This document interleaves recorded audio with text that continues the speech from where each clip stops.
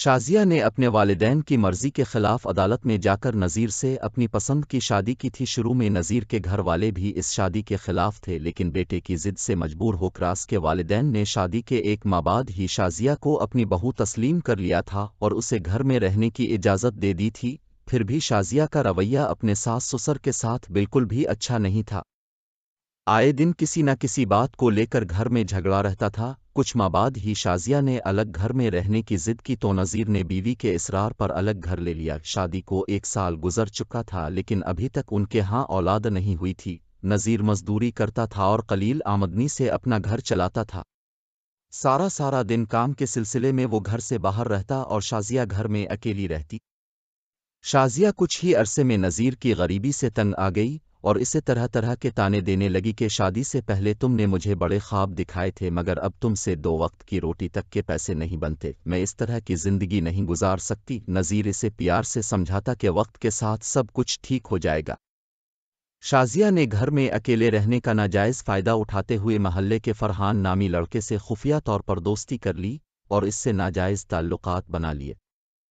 خاوند کی غیر موجودگی میں شازیہ اپنے آشنا کو گھر بلا لیتی اور اس کے ساتھ گھنٹوں گزارتی۔ فرحان کھاتے پیتے گھر کا لڑکا تھا اور وہ جب بھی شازیہ سے ملنے جاتا اس کے لیے مہنگے تحائف لے کر جاتا۔ فرحان نے شازیہ کو موبائل فون بھی لے کر دے رکھا تھا، جس کا استعمال شازیہ اپنے خاوند نذیر کے گھر سے جانے کے بعد کرتی تھی۔ وقت گزرنے کے ساتھ اب شازیہ کو نذیر سے نفرت ہونے لگی تھی۔ وہ چاہتی تھی کہ کسی طرح نذیر اسے طلاق دے دیتا کہ وہ فرحان سے شادی کر سکے۔ کئی دفعہ جھگڑے اور تکرار کے دوران شازیہ غصے کا فائدہ اٹھا کر نذیر کو طلاق دینے کا کہہ دیتی، لیکن نذیر طلاق کا لفظ سن کر غصے پر قابو پا لیتا اور اسے پیار سے سمجھاتا، اپنی محبت کا اظہار کرتا۔ وقتی طور پر شازیہ خاموش ہو جاتی لیکن دل ہی دل میں وہ نذیر سے جان چھڑوانے کے بہانے ڈھونڈتی رہتی۔ فرحان اور شازیہ کا تعلق زیادہ دیر تک خفیہ نہیں رہا بلکہ اس کے بارے میں محلے والوں کو علم ہو گیا۔ اکثر لوگوں نے فرحان کو نذیر کے گھر آتے جاتے دیکھا تھا۔ آہستہ ان دونوں کے بارے میں باتیں ہونے لگیں، جس کا علم آخر کار رنضبیر کو بھی ہو گیا۔ نذیر کو یہ سن کر بہت غصہ آیا لیکن اس نے اپنی بیوی پر ظاہر نہیں ہونے دیا کہ وہ اس کے بارے میں سب کچھ جان گیا ہے۔ نذیر نے پلان بنایا کہ وہ ان دونوں کو رنگوں ہاتھ پکڑے گا۔ اگلی صبح نذیر حسب معمول کام کا کہہ کر گھر سے نکل گیا، لیکن کام پر جانے کی بجائے قریب ہی ایک جگہ چھپ کر نگرانی کرنے لگا۔ تھوڑی ہی دیر بعد شازیہ نے فرحان کو گھر بلا لیا۔ فرحان کو گھر میں داخل ہوتے دیکھ کر نذیر کے غصے کی انتہا نہ رہی، لیکن صبر سے کام لیتے ہوئے اس نے کچھ دیر مزید رکنے کا فیصلہ کیا۔ تقریباً آدھے گھنٹے بعد نذیر دیوار پھلانگ کر گھر داخل ہوا تو اس نے دیکھا کہ اس کی بیوی فرحان کے ساتھ بستر پر موجود ہے۔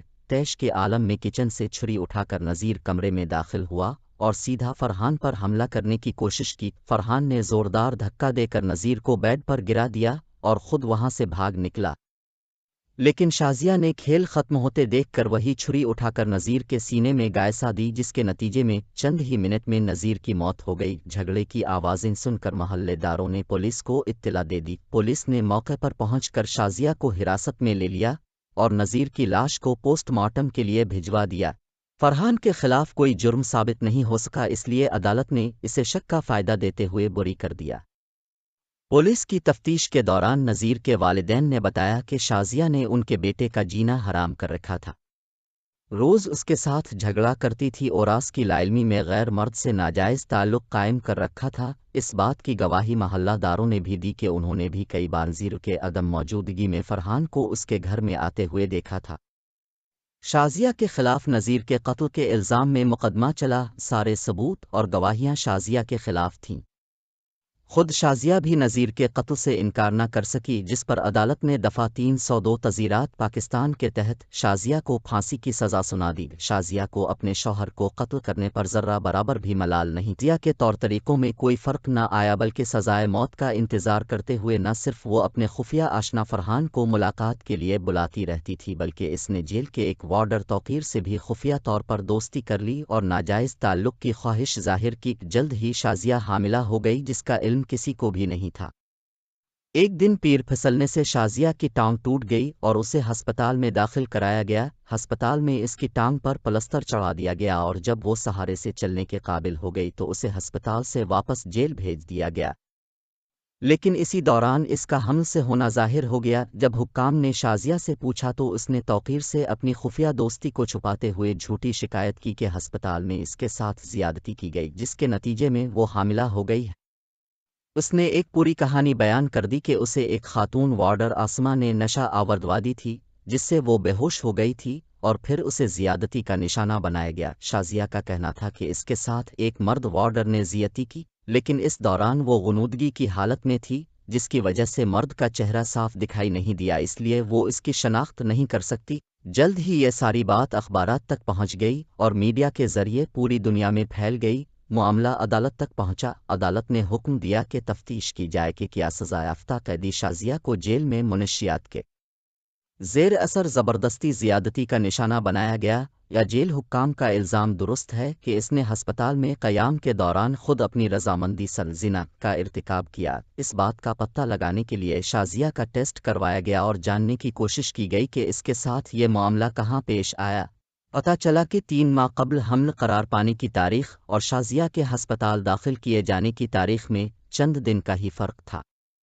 इधर तिब्बी नुक्ता निगाह से हमल करार पाने की तारीख 10 दिन पहले आबाद में होने की जो गुंजाइश होती है, इसकी रोशनी में दोनों इम्कानात को दुरुस्त कहा जा सकता था कि शाज़िया के साथ जिनसी अमल जेल में हुआ। हस्पताल में जेल हुक्काम ने इल्ज़ाम आयद किया कि शाज़िया का आशना फरहान, जो जेल और हस्पताल में भी इससे मिलने आता रहता था, इसी ने हस्पताल के कमरे की तन्हाई का फ़ायदा उठाकर इसके साथ वक्त गुजारा था, जिसके नतीजे में वो हामिला हुई।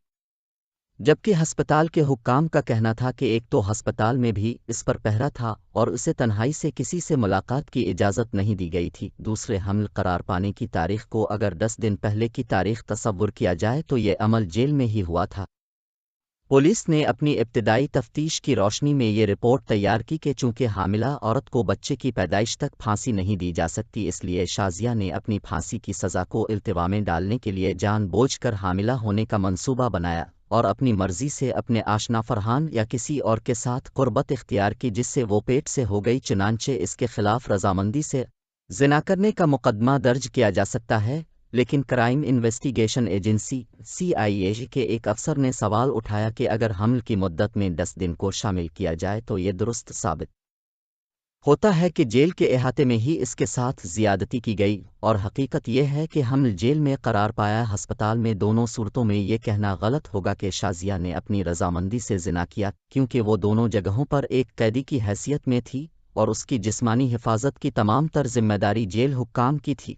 लिहाजा इसके साथ होने वाला जिनसी अमल और उसके नतीजे में करार पाने वाला हमल जेल हुक्काम की गफलत का मुंह बोलता सबूत है। दोनों सूरतों में इसे जिम्मेदार करार नहीं दिया जा सकता और न ही सज़ा दी जा सकती है। सहाफ़ी तैमूर ने इस अफसर की तहकीकात को दुरुस्त मानते हुए अपने अखबार में तफसील से शाये किया और महकमे पर जोर दिया कि इस रिपोर्ट को तस्लीम करते हुए इसी की बुनियाद पर तमाम पहलुओं का जायज़ा लिया जाए। अदालत ने समाअत के बाद करार दिया कि जेल हुक्काम ही शाज़िया की हिफाजत के ज़िम्मा दी रहीं, चुनांचे कैदी होते हुए इस पर रजामंदी से गैर कानूनी जिनसी अमल से गुजरने का इल्ज़ाम दुरुस्त नहीं है। अगर उसने रजामंदी से कुछ किया तब भी इस वक्त उसके मुहाफ़िज़ कहाँ थे, जिनकी जिम्मेदारी थी कि वो इसे किसी भी गैर कानूनी अमल के इर्तिकाब से बाज रखते। चुनांचे इसके खिलाफ ज़निक का मुकदमा खारिज कर दिया गया और बच्चे की पैदाइश तक उसकी फांसी की सज़ा मुलतवी कर दी गई। इसी दौरान फरहान ने शाज़िया की तरफ से आला अदलिया में अपील दायर कर दी थी कि इसके खावन नज़ीर का कत्ल हाथापाई के दौरान पेश आने वाला एक हादसा था, जिसमें शाज़िया की कोई शोरी कोशिश शामिल नहीं थी और न ही वो नज़ीर को कत्ल करना चाहती थी। शाज़िया का बच्चा होने से पहले ही इस अपील पर फैसला सुना दिया गया और शाज़िया को शक का फ़ायदा देते हुए इसकी फांसी की सज़ा को 7 साल कैद में तब्दील कर दिया गया, जिसका बेशतर हिस्सा वो कैद की सूरत में काट चुकी थी। बाद में सुनने में आया कि सज़ा ख़त्म होने के बाद फरहान और शाज़िया ने शादी कर ली थी।